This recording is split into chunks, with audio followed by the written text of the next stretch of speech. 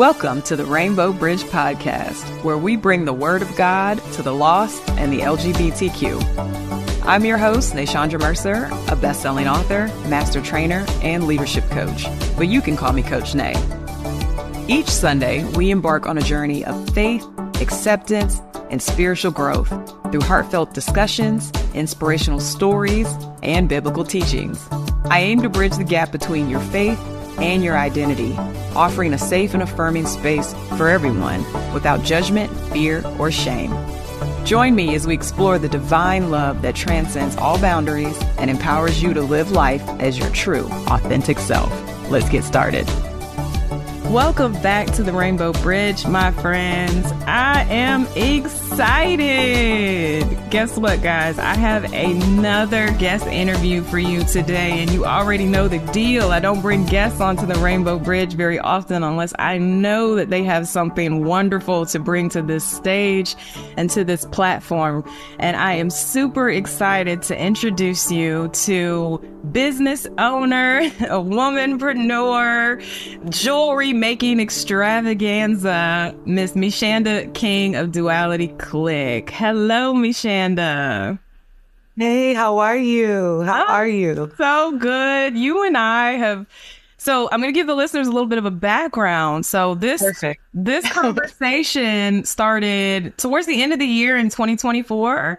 Yep. So Meshanda and I actually reached out to Meshanda about an opportunity that I thought that she would be really great for, because she makes custom jewelry. And I love that. You guys have heard me on this platform in my Christ and Crystals segment talk about the fact that I wear stones, that I do have some crystals, and I love the work that Meshanda has been doing. And I found out while we were speaking about that opportunity that she's a Rainbow Bridge fan, had been listening to the podcast.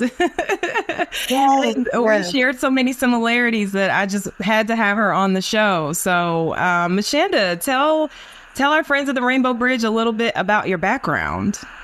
Yes, for sure. First, I want to say thank you so much for having me. And invited me onto your platform. I'm so excited about this conversation we're about to have.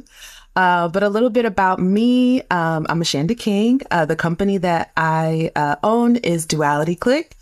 So the mantra of my company is to embrace your dualities, and we do that by our adornment. So I create jewelry, mostly beaded jewelry using different types of gemstones, necklaces, bracelets, and I also curate other items for my shop. So I have planners, journals, incense, candles, a bunch of things to kind of help support folks in expressing themselves and on their spiritual journeys as well. Yeah, I love that. And I think I've heard you say before, like us spiritual gangsters out there. And I definitely see you as a spiritual gangster. I love your whole vibe. You got the hoodies, you got the chains, you got the beanies going. During the winter time, I put them things on because it's cold. And I mean, my aesthetic, it varies throughout the seasons. Sometimes it's very, hood adjacent. And then other times, I can give high femme depending on how I feel. But yeah, definitely that brand is represents for the spiritual G's. I agree with that. I love it. I love it. I consider myself to be a little bit of a spiritual gangster as well. I feel like I don't come off as that sometimes, but it's like when you get to know me, it's like, hold up now, there's something else there, and there's a whole lot more there, and that is a perfect conversation for you as someone who isn't, their company is based on the dualities of just humanness, yes. Right? So talk some about how Duality Click came to be and the name, because I love the name Duality Click. Tell us more about that. Yeah, absolutely. So Duality Click came to be because during the pandemic, and I'm pretty sure a lot of these stories, especially for entrepreneurs, start off kind of like, during the pandemic and during lockdown. But yes, during the pandemic and during lockdown, I had an opportunity to tap into my creative meditative practices more. Before, it was a lot of going and, getting to work, going to events, just very active and very busy, where I didn't have as much time to like sit and focus and center. So when we were on lockdown, it was like, okay, you have nothing but time, and you have nothing but time to process what's happening around you, what's happening inside of you. So how are we going to do that? So I started to lean into my creative outlets more. So I started crocheting more, I started knitting more, I started making more jewelry. And my partner, who is like my number one fan, so supportive, the true MVP, he said, I love what you're doing. And I'm so proud of you. You're making all of this really dope stuff. And he's like, when the world starts to kind of slowly open back up again, like, what is it that you want to do? And I'm like, oh, I don't know. I'm just making cool things because it feels good, And he said, why don't you try doing, one of those markets? You're always, taking me to a market and, supporting small businesses. And he was like, put some of your stuff out there to the community and see how you feel, participating in the markets and, the feedback that you get. So I said, okay. So when the first market happened, after, we slowly started to open back up again, I participated in one downtown, and I was hooked ever since, because I had an opportunity to be in community with folks. I had an opportunity to present the things that I was creating in the way that I wanted to present them without like the pressures of business performance. And then again, I had an opportunity to engage with community, and I had been doing them ever since. And I think that was in like 2021? I think that's when we started to go back outside a little bit. Mm-hmm. And then I haven't stopped since. And so Duality Click came because folks were wanting to buy things online. And I was like, oh, okay. So this might actually be like a thing. So I was like, okay, let me open up an Etsy shop. What can I name it? Just to get something up, because folks were asking me for things and asking me for custom orders. And I thought about, okay, what kind of a name would be a good fit for the type of company that I want to create. And Duality Click came to me because I'm ever evolving. And I don't know if it'll always just be, the focus will always just be jewelry. So I wanted something that gave me space and gave me room and represented embracing all of my multi-passionate kind of ventures. And that's how I came up with Duality Click. Such an awesome story. So many good things there. Just using your creativity, tapping into your creative outlets in order to process a lot of downtime. And, the world has shut down for all of us. And I feel like everybody handled COVID similarly or either completely differently. And yes, people who were like ourselves, there were moments where there was just lots of awakening taking place, and that shook enough of us down to our core to say, I should create something of my own.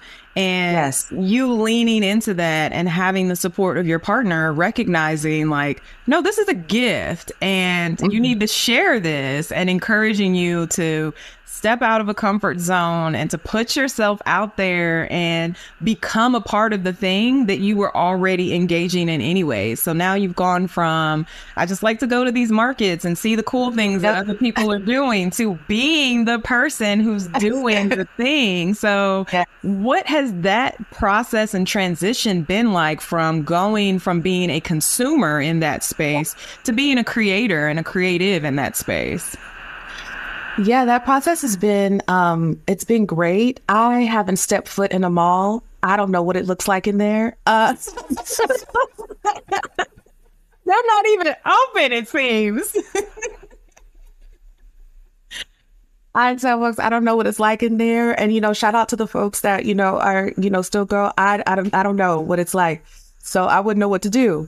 because I'm so used to being in these types of settings where there's other small business owners, and I don't even like to say small business owners, but there's other business owners that I can support locally that are so creative, so innovative, and that are able to curate their businesses. And so I buy my clothes at markets, jewelry, herbs, everything that I need is within my community. And that feels really good. It low-key feels really liberating too, because it's like, yes, we live in this world. We're in it, right? There's certain things that we can't run from.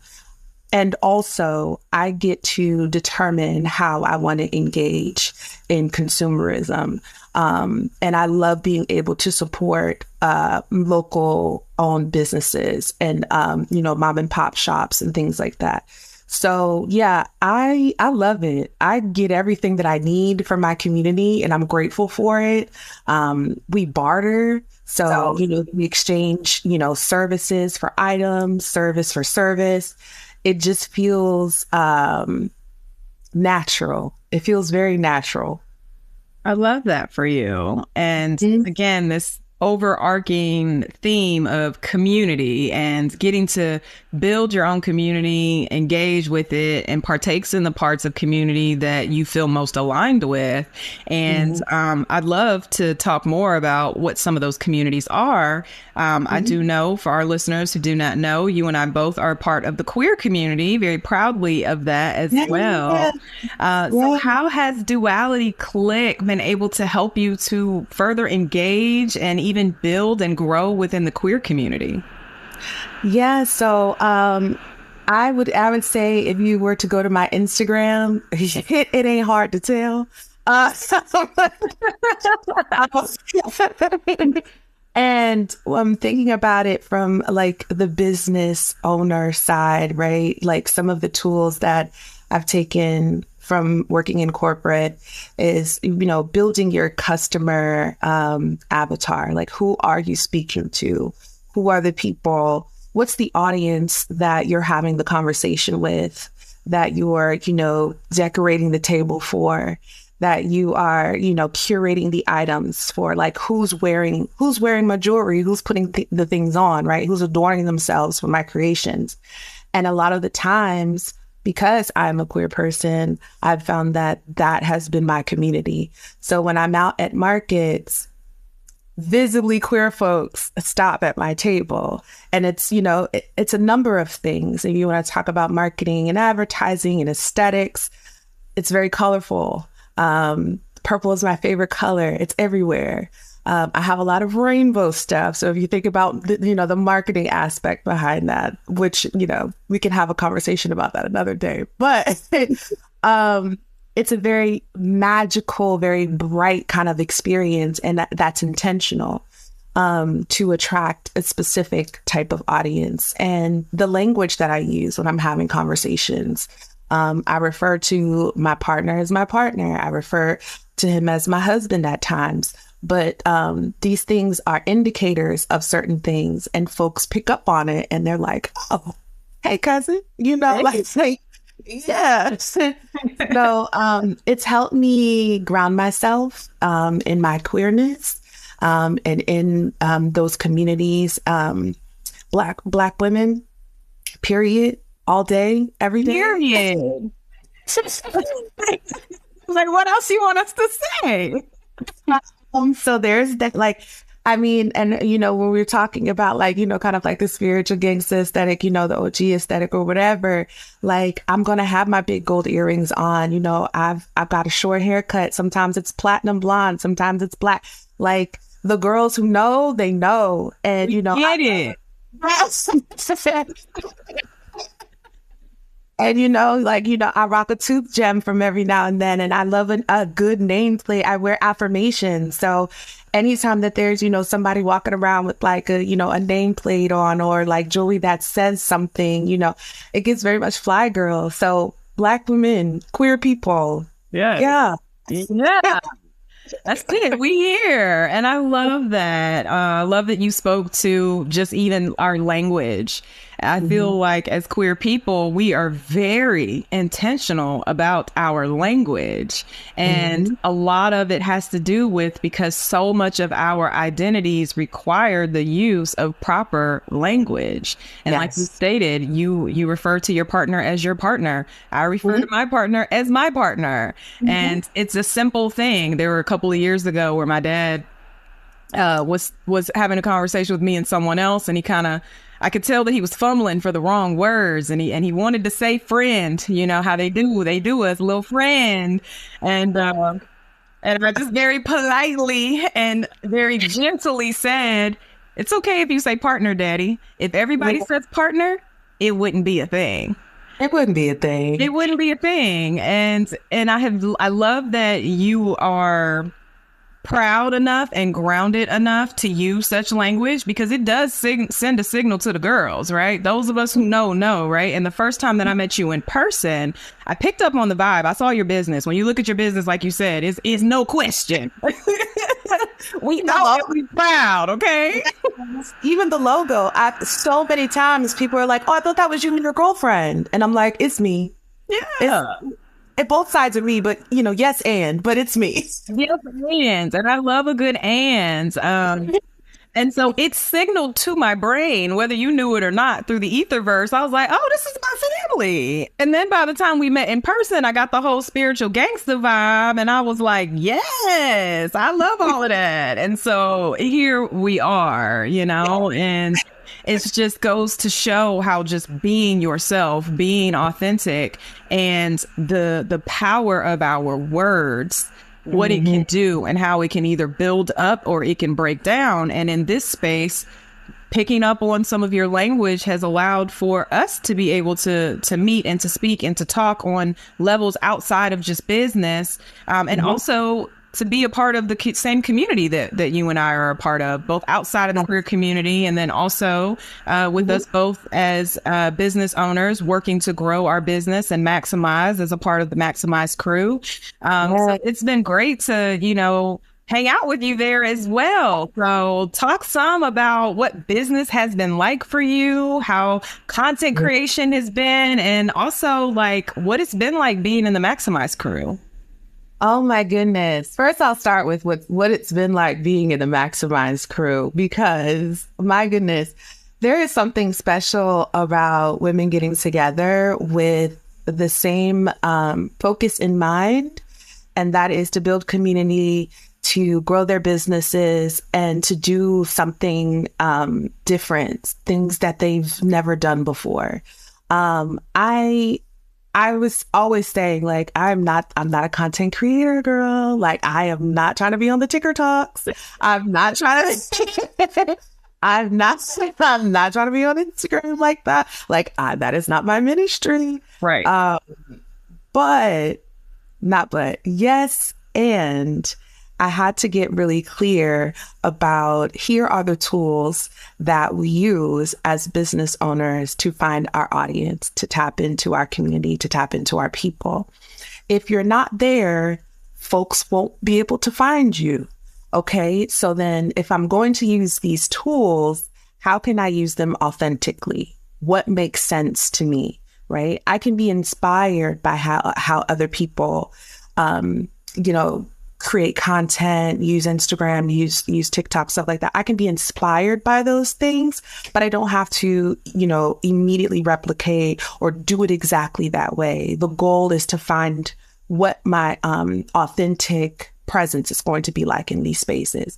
So with the Maximize crew, that was something that Megan really highlighted as somebody that's putting together this community.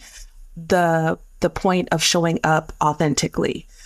She does that through her content, and you can see it because it looks effortless. Yes. And knowing what she does behind the scenes, I don't know if you were there that day when she was showing us how she shot like the different clips of her dancing in the different rooms. Yes. That behind the scenes is chaos. Right. I was like, girl, you make this look so easy. You about to have me dancing around my house. what, like going to her with her from room to room, and she's timing, and she's like, bam, bam, and then you pick it up from here, but it was complete chaos. But when I tell you, it was the most organized chaos I've ever seen, because she was being authentically herself. This is what she does. Mm-hmm. So it's like, room here, go here, do this, pick it up here, boom, boom, boom, boom. And we're watching her, because I remember we were going from room to room with her, like, what? Flabbergasted. I was like, how are you doing this? Like, she's like, girl, just do it. Just do it. And then in that video that she made, right, from the whole process of going room to room, doing the dance, the music, editing, she then edited the video. It was literally like 10 minutes. Okay. So this is authentic to who she is. And she made it look so easy because she's so used to it. And this is how she shows up, right? That one of the other members went home and did the same, took the same steps, did the same thing, but out of her own music, out of her own dance routine. She's in her house, but she was able to do that video authentically to her based on what she experienced at Maximize. And I was like, okay, yeah, I can do this. Yeah. Well, the dancing in the different rooms, I'm going to leave that to the professionals, but I can create this content in the way that feels comfortable and real to me, to speak to the folks that I want to reach. Yeah. Yeah. Maximize has been the bomb. I love it. I love it. And just to give our listeners a little bit more back information, we are talking about Miss Megan Jones of the Crew, which is a content creation group for women entrepreneurs, aspiring entrepreneurs as well, and content creators. So Megan and I connected on Instagram earlier this summer. She started the Maximize Crew last April and set out to get 100 women in the group. And Meshanda and I are one of the first of the 100. And it has been an amazing time because, like you, Meshanda, listen, I'm a coach, I'm a host, and I'm a teacher. Okay. I like to make a little bit of content. I started playing with content at the end of 2023 just as some fun for myself, and realized that, okay, this is something that I can do to promote both me being an author and also to promote my coaching business, but still very much in the back of my head, like, I am not a content creator. But joining the Maximize Crew has given me this confidence to kind of really just lean into it, because the content creation has gotten easier for me.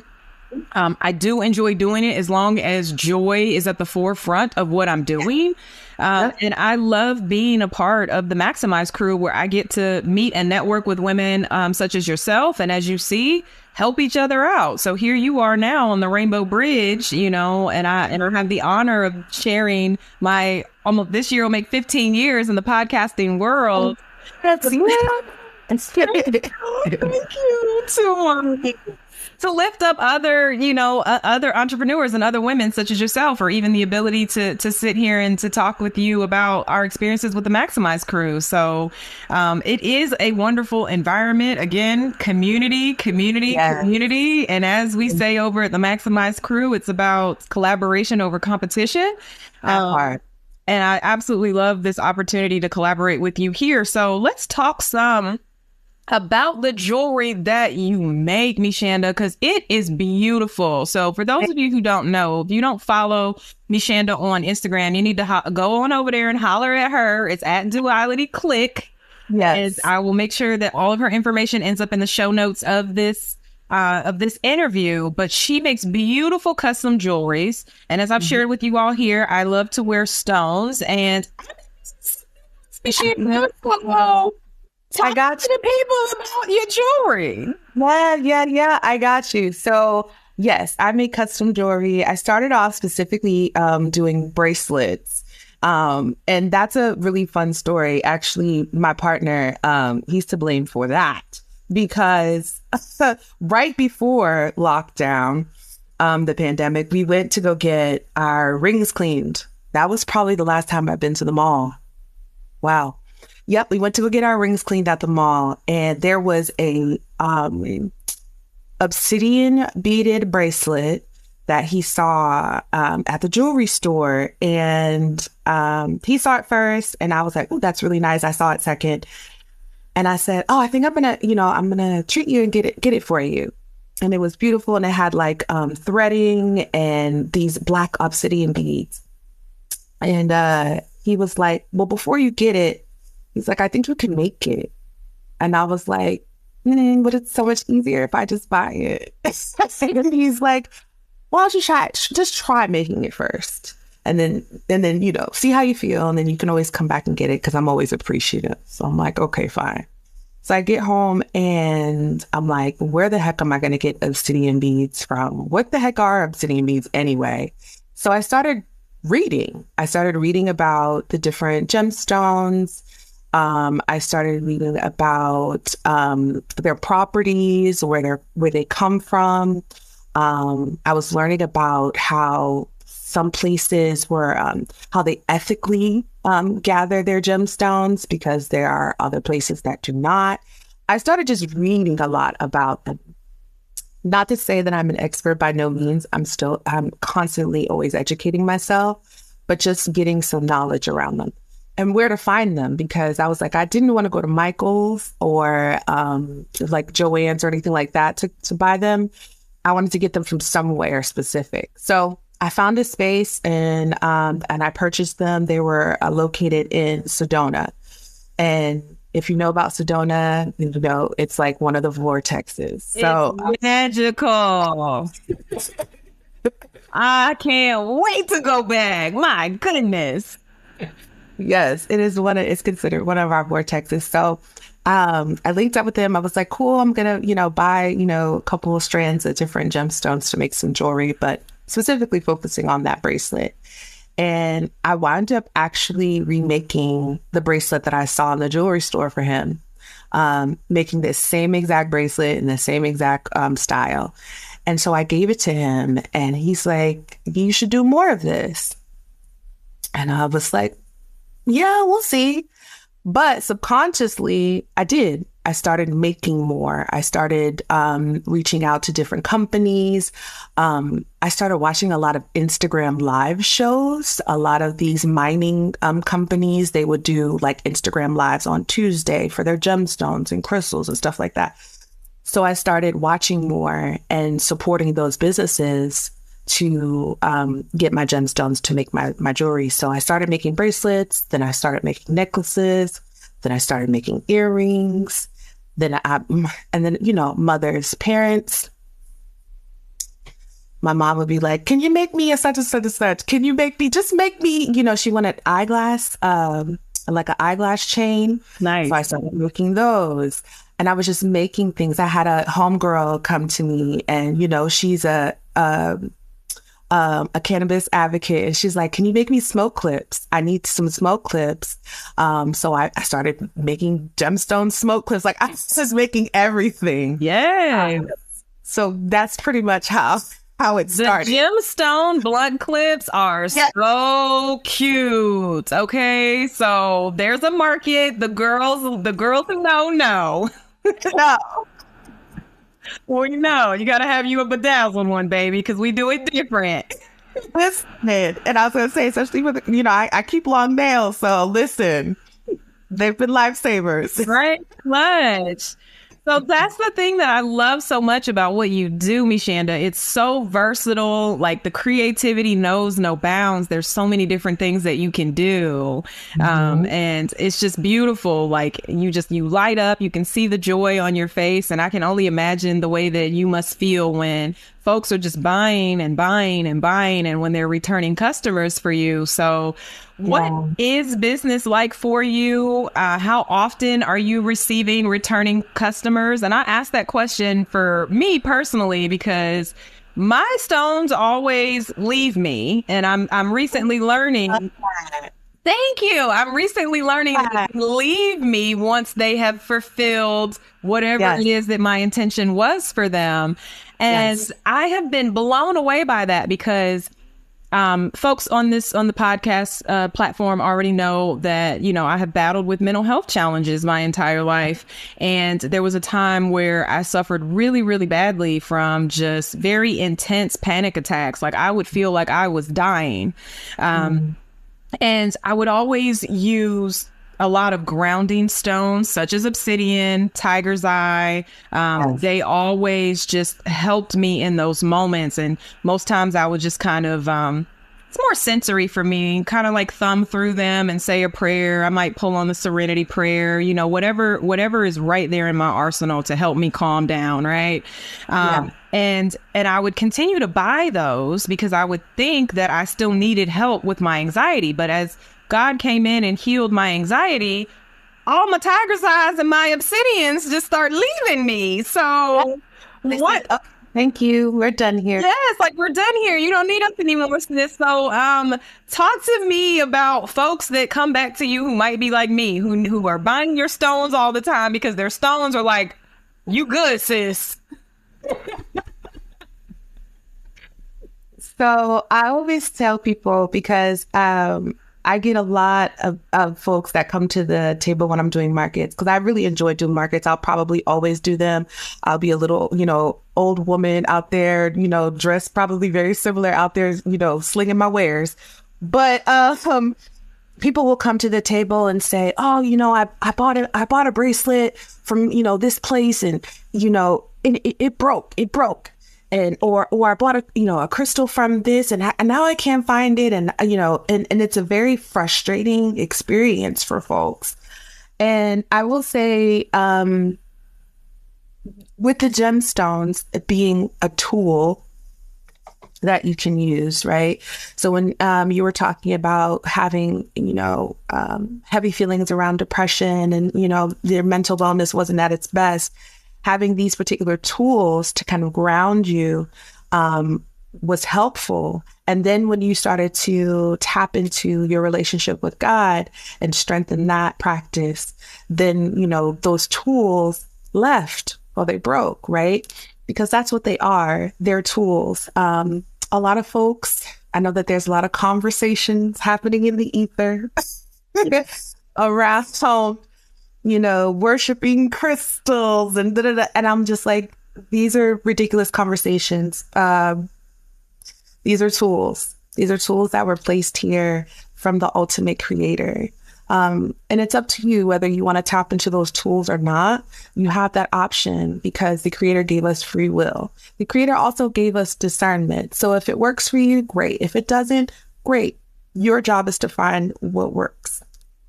So the gemstones for me specifically are tools that are reminders for me to be where my feet are planted.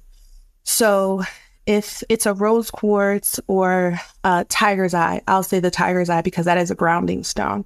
That's a really, really, really great example for me when I see it, when I wear it, especially when I wear it on my left side, is that I need to be grounded. I need to be exactly where my feet are planted. I need to pause, take in what's around me. Do I see something blue? Do I see something green? What color is the sky? How do I feel? How do my feet feel? How does my face feel? Like these are the things that these gemstones do for me. And that's what I tell people. So when you want to get grounded, when you want to, get into your body, obsidian's a great one. Tiger's eye is a great one. Garnet is great. When you think of like the color pink, you think of, because all of this too involves like color theory. So when you think of like the color pink, like you'll smile and you're like, it's a fun, soft, color. And it's like pink. It's like bright. It's like, so you think of, relationship. You might think of flowers. You might think of spring. You might think. So when I look at my rose quartz, like that's what I think of, like the reminders of goodness and the reminders of like my friends. I think of like pretty things that I've seen. And these are mindfulness practices, which are spiritual. So that's what when I have those conversations with people that come to the table and they're like, these gemstones, these crystals, what's going on with them? And I'm like, calm down, first of all. And then here's how I utilize them and what they mean to me as a tool in my life. Absolutely. And I love that. Everybody here knows the purpose of this podcast. They know how I grew up. But as I stated on the Christ and Crystals segment, and if you've not heard that, listeners, feel free to go back and check that out. It's a lot of fun. I'm actually going to be continuing that series this year because I have some things that are on my heart that I would really like to talk about. And having Meshanda on is a part of that because I really wanted to talk about these gemstones and these stones.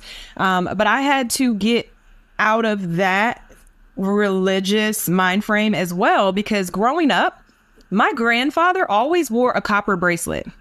And I understood at a very young age why he was wearing it, what it was for, and what it physically did for his body.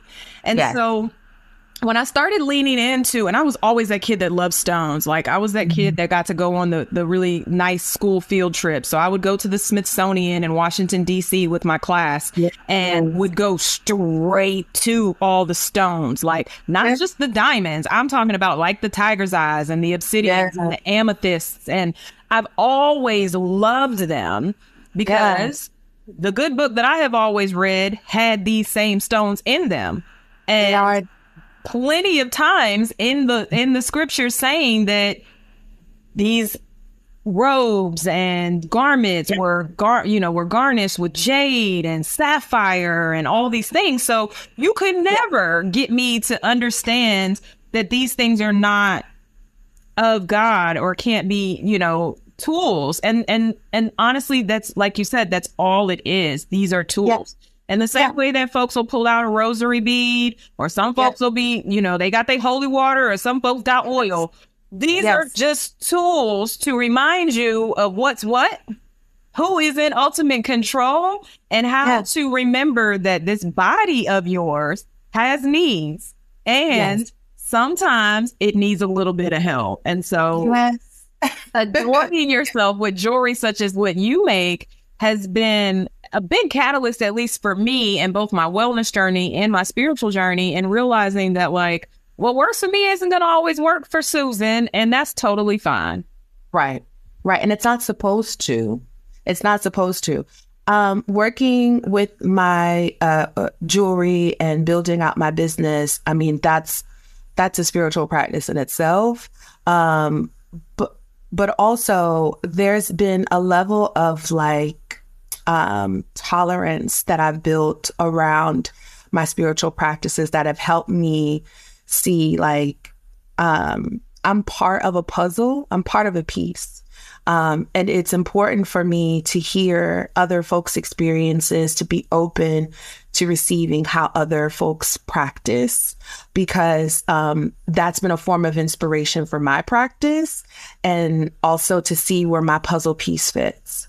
I never want to participate in any type of like supremacy, like if you're not a crystal girly, then you don't get, no, that's none of that over here. Whatever your practice looks like for you, that's the priority. That's what it needs to be.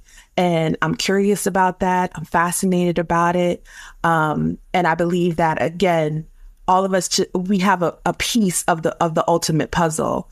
And I think once people kind of see that, you can be a little bit more open when it comes to having conversations around spirituality, around religion, and what those things look like.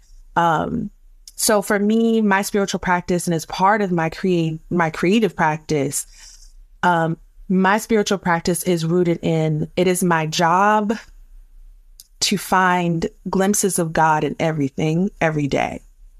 That's my practice.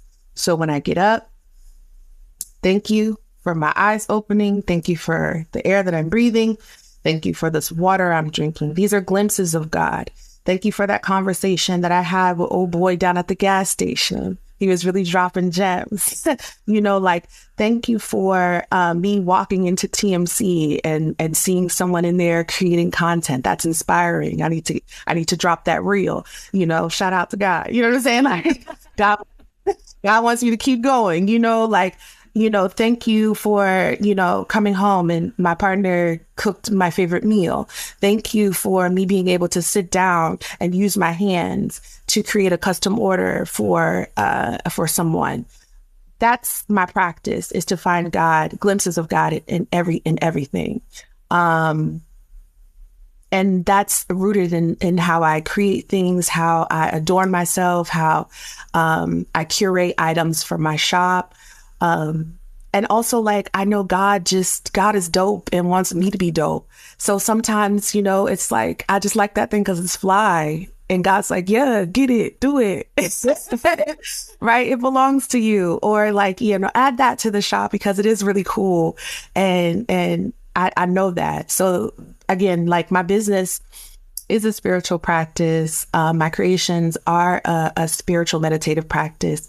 And, I'm grateful for that. Awesome stuff. Yes. Glimpses of God everywhere. And that's living a life of gratitude and recognizing where your help comes from. Because, in some of my deepest, darkest days, sometimes you go to bed and you're like, I didn't see it today. I don't see it today.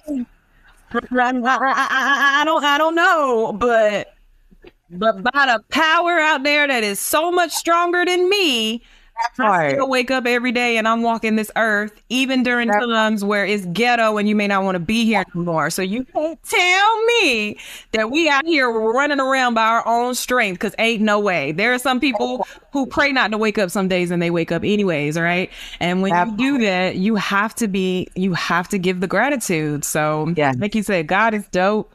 And He's so great in that the things that come so naturally to you and so naturally to me that maybe aren't so natural to other people, you do so effortlessly, and you're able to create community and to create a business, and also to be able to create, generational wealth and financial support for yourself and for your family. And that is dope. That is that. Listen.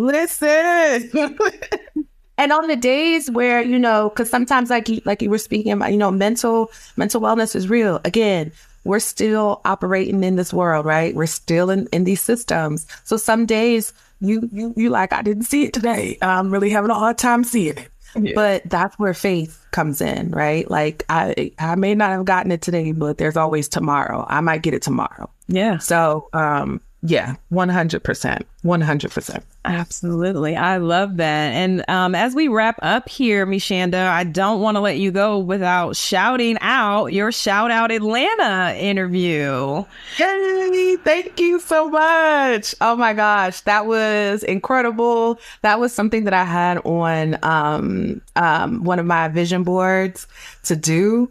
And it was so dope. It was so cool to see my words in writing. I've only read it once because I was like, I can't read it again.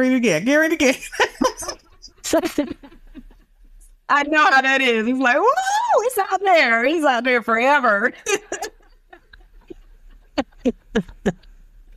So I'm like, maybe I'll go back to it. But I've been like, everybody else, y'all read it. I read it once. I had my mom read it to me out loud, and I was like, okay, that's enough. But y'all read it. Please, y'all read it.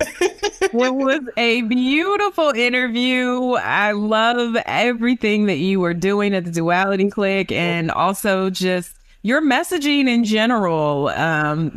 Everything about being authentic, about being yourself, embracing the dualities of who we are.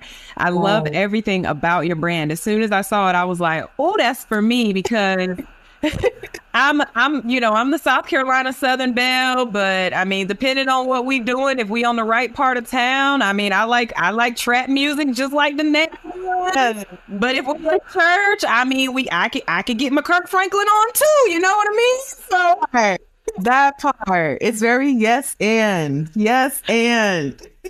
very, very much so. And so I love that you have created a space for that space of yes and, because it's there, it exists, it's in so many other places that most people are not paying attention to, and you have just encapsulated it so well. And everything about your vibe, everything about who you are and what you do, it just seeps that magic. And I love that. And I'm so glad to know you.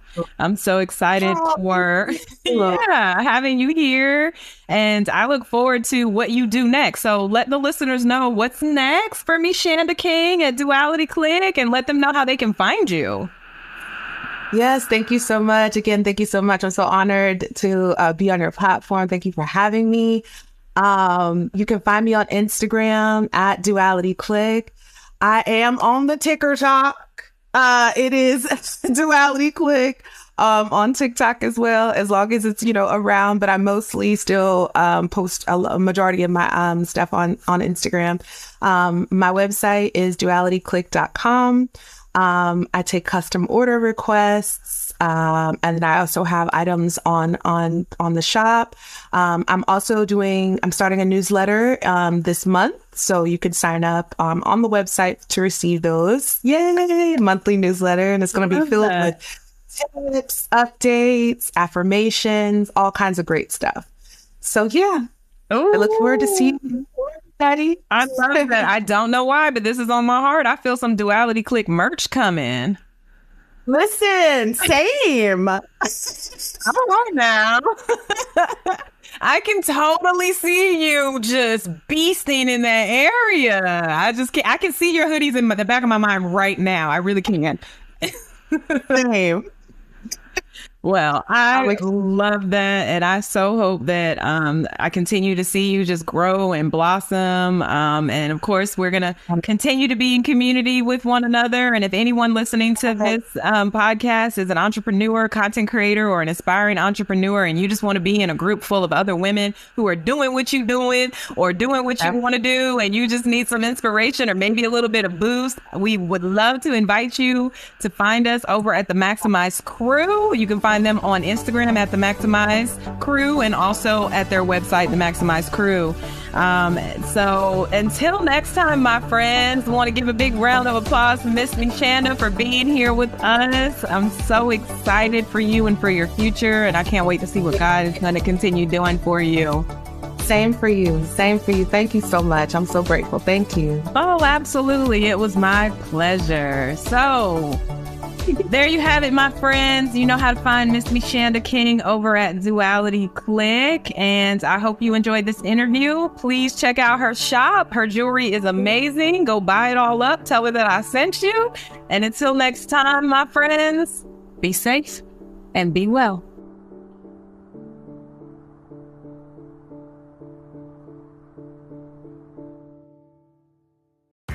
This is the story of the one. As a custodial supervisor at a high school, he knows that during cold and flu season, germs spread fast. It's why he partners with Grainger to stay fully stocked on the products and supplies he needs, from tissues to disinfectants to floor scrubbers. All so that he can help students, staff, and teachers stay healthy and focused. Call 1-800-GRAINGER, click Grainger.com, or just stop by. Grainger, for the ones who get it done.